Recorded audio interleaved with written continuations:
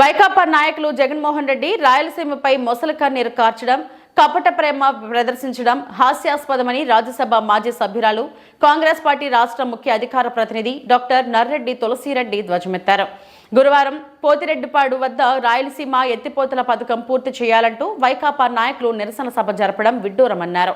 రాయలసీమకు అన్ని విధాల ద్రోహం, మోసం, అన్యాయం చేసిన జగన్మోహన్ రెడ్డి, వైకాపా నాయకులు ఈ రోజు తగుదనమ్మా అంటూ రాయలసీమ పట్ల మొసలి కన్నీరు కార్చడం విడ్డూరమని తులసిరెడ్డి విరుచుకుపడ్డారు. రాష్ట్రంలో ప్రమాదకర స్థాయిలో ఎయిడ్స్ వ్యాధి విస్తరిస్తుందని తులసిరెడ్డి అన్నారు. ఏమాత్రం ఆలస్యం చేయకుండా ప్రభుత్వం వెంటనే ఎయిడ్స్ పట్ల అవగాహన కార్యక్రమాలు ముమ్మరం చేసి ఎయిడ్స్ వ్యాధి విస్తరణకు అడ్డుకోవాలని తులసిరెడ్డి కేంద్ర రాష్ట్ర ప్రభుత్వాలకు విజ్ఞప్తి చేశారు.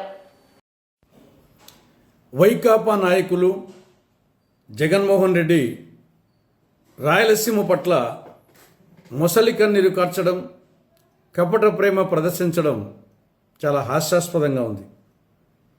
ఈరోజు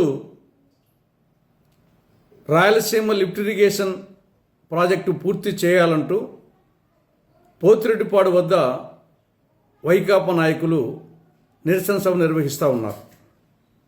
ఇది చాలా విడ్డూరంగా ఉంది. జగన్మోహన్ రెడ్డి ముఖ్యమంత్రిగా ఉన్నప్పుడే వైకాపా పాలనలోనే జాతీయ హరిత ట్రిబ్యునల్ 2021 జూలై 7న రాయలసీమ లిఫ్ట్ ఇరిగేషన్ ప్రాజెక్టుకు పర్యావరణ అనుమతులు లేవని, దాని పనులు చేయవద్దని స్టే విధించింది. అప్పుడు జగన్మోహన్ రెడ్డి ముఖ్యమంత్రి, వైకాపా అధికారంలో ఉంది. ఎప్పుడు? 2021 జూలై 7న.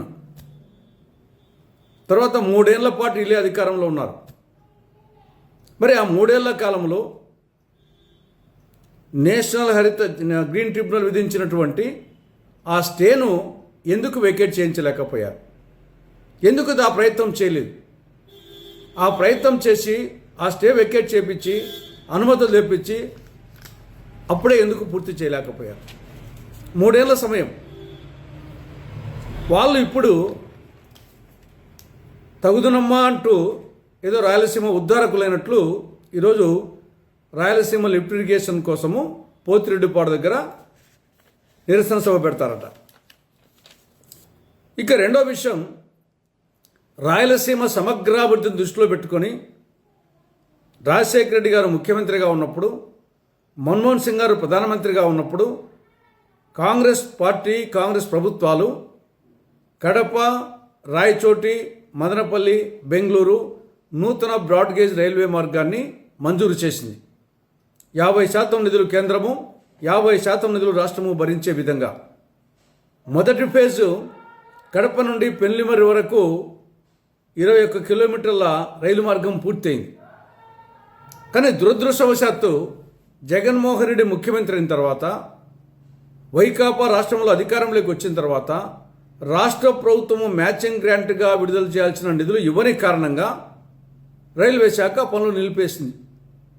అనేకసార్లు లేఖలు రాసినప్పటికీ వీళ్ళు మ్యాచింగ్ గ్రాంట్ ఇవ్వలేదు జగన్ ప్రభుత్వం.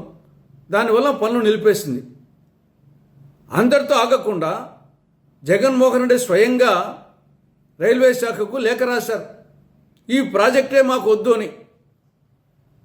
కడప, పెన్లిమర్రి, రాయచోటి, మదనపల్లి, బెంగళూరు రైలు మార్గం మాకు వద్దు అని చెప్పేసి రాజశేఖర రెడ్డి పీరియడ్లో శాంక్షన్ అయినటువంటి ఈ ప్రాజెక్టును వద్దు అని చెప్పేసి జగన్మోహన్ రెడ్డి లేఖ రాశాడు. ఇంతకంటే రాయలసీమ ద్రోహి మరొకరు ఉంటారా? ఇలా రాయలసీమ గురించి మాట్లాడేది. తర్వాత ఈయన ముఖ్యమంత్రిగా ఉన్నప్పుడే 2021లో అన్నమయ్య ప్రాజెక్ట్, రాజంపేట అసెంబ్లీ నియోజకవర్గంలో అన్నమయ్య ప్రాజెక్టు 5 కోట్ల రూపాయలు డబ్బు ఇవ్వని కారణంగా గేట్ల రిపేర్కు మొత్తం ప్రాజెక్టే కొట్టుకుపోయింది. 2021లో నవంబర్లో. దాని గురించి 3 ఏళ్ల పాటు అధికారంలో ఉన్న తర్వాత పునరావాసం గురించి కానీ, ఆ ప్రాజెక్టు గురించి కానీ అస్సలు పట్టించుకోలేదు. ఈయన ఆ పార్టీ నాయకుల రాయలసీమ గురించి మాట్లాడేది.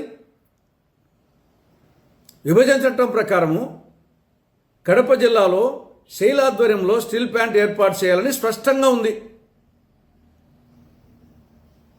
మీ 5 ఏళ్ల పాలనలో దాని గురించి ప్రయత్నం చేయలేదు. పోనీ ఏమన్నా ప్రైవేట్ రంగంలో చేశారంటే 2 సార్లు శంకుస్థాపన చేశారు. చేయాలి చెల్లి పెళ్ళి మళ్ళీ మళ్ళీ అన్నట్లు 2 సార్లు శంకుస్థాపన ప్రైవేట్ దానికి, అది కూడా అతిగతి లేదు. ఇలా రాయలసీమ గురించి మాట్లాడేది. విభజన చట్టంలో రాయలసీమకు ఉత్తరాంధ్రకు బుందేల్ఖండ్ తరహా స్పెషల్ డెవలప్మెంట్ ప్యాకేజీ నిధులు ఇవ్వాలని, కేంద్రం ఇవ్వాలి రాష్ట్రానికని స్పష్టంగా ఉంది. 5 ఏళ్ల పాటు అధికారంలో ఉంది వైకాపా, పైసా తెప్పించలేదు. ఇలా రాయలసీమ గురించి మాట్లాడేది. కాబట్టి రాయలసీమ గురించి మాట్లాడే అర్హత, నైతిక అర్హత జగన్ కానీ, జగన్ పార్టీకి కానీ, జగన్ పార్టీ నాయకులకు కానీ ఏమాత్రం లేదు. ఇక రెండో విషయం, ఒక అలార్మింగ్ ఎయిడ్స్ గురించి. రాజ్యసభలో అనుప్రియా పటేల్ గారు, కేంద్ర ఆరోగ్య శాఖ సహాయ మంత్రి, రాజ్యసభలో చెప్పింది ఏమని, 2020-24 మధ్య 5 సంవత్సరాల్లో దేశవ్యాప్తంగా ఎయిడ్స్ వ్యాధితో 1,81,000 మంది చనిపోతే అందులో ఒక్క ఆంధ్రప్రదేశ్లోనే 32,642 మంది, తెలంగాణలో 11,498 మంది. అంటే ఉభయ తెలుగు రాష్ట్రాల్లో 25% మరణాలు ఈ 2 రాష్ట్రాల్లోనే.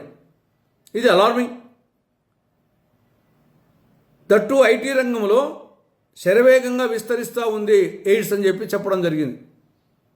దీనికి కారణం రాష్ట్రంలో ఎయిడ్స్కి సంబంధించినటువంటి అవగాహన కార్యక్రమాలు పూర్తిగా స్తంభించిపోయాయి.